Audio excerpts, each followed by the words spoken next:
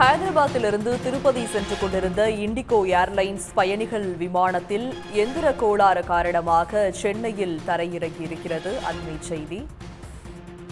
ஹைதராபாத்திலிருந்து திருப்பதி சென்று கொண்டிருந்த indigo airlines பயணிகள் விமானத்தில் ஏற்பட்ட எந்திர கோளாறு காரணமாக நடுவானில் விமானத்தில் எந்திர கோளாறு ஏற்பட்டதை அடுத்து விமானம் அவசரமாக சென்னையில் தரையிறங்கியிருக்கிறது. இது பற்றிய விரிவான விவரங்களுடன் இணைக்கிறார் எமது செய்தியாளர் ஜெய்சங்கர். விவரங்கள். அதாவது திருப்பதி வான்வெளியிலே சுற்றித் இருந்த விமானம் அங்கு திடீரென தொழில்நுட்ப கோளாறு ஏற்பட்டது. இதனால் அது சென்னைக்கு திருப்பி விடப்பட்டு இங்கு சென்னையில் பத்திரமாக 169 பயணிகள் உட்பட 170 பேர் நல்வாய்ப்பாக உயிர் தப்பினார்கள். அதாவது சென்னையிலிருந்து திருப்பதிக்கு பயணிகள் அனைவரையும் மாற்று விமானம் மூலமா அனுப்பி வைக்கப்பட்டுள்ளது. இது தெலுங்கானா மாநிலம் ஹைதராபாத்திலிருந்து ஆந்திர மாநிலம் திருப்பதிக்கு இண்டிகோ ஏர்லைன்ஸ் பயணிகள் விமானம் இன்று காலை 11:30 மணி அளவில் புறப்பட்டது.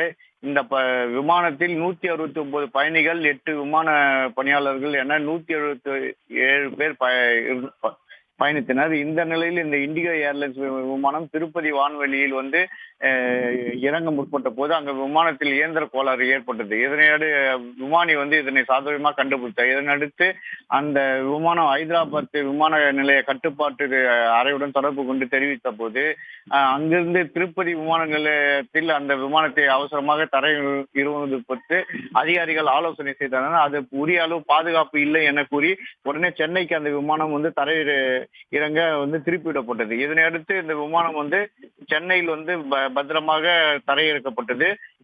அதன் பின்னால் அந்த விமானத்தை சீர் செய்யும் பணியில் தொழில்நுட்ப பணியாளர்கள் ஈடுபட்டார்கள். ஆனாலும் விமானம் சீர் செய்ய முடியவில்லை. இதனையடுத்து அந்த பயணிகள் 169 பேர் உள்ளிட்ட 177 பேரையும் திருப்பதிக்கு மாற்று விமானத்தில் அனுப்பி வைக்க சென்னை விமான நிலைய அதிகாரிகள் முடிவு செய்துள்ளனர். உரிய நேரத்தில் திருப்பதியில் அந்த வானில் வட்டமடைந்த போது அந்த விமானத்தில் தொழில்நுட்ப கோளாறு கண்டறிக்கப்பட்டு அங்கிருந்து சென்னையில் தரையிறங்கியது. இங்கே சென்னை மற்றும் திருப்பதி வட்டாரத்தில் பரபரப்பாக காணப்பட்டது. விவரங்களை வழங்கியமைக்கு நன்றி ஜெய்சங்கர். உடனுக்குடன் செய்திகளை தெரிந்து கொள்ள சன் நியூஸ் பெல் ஐகானை கிளிக் பண்ணுங்க.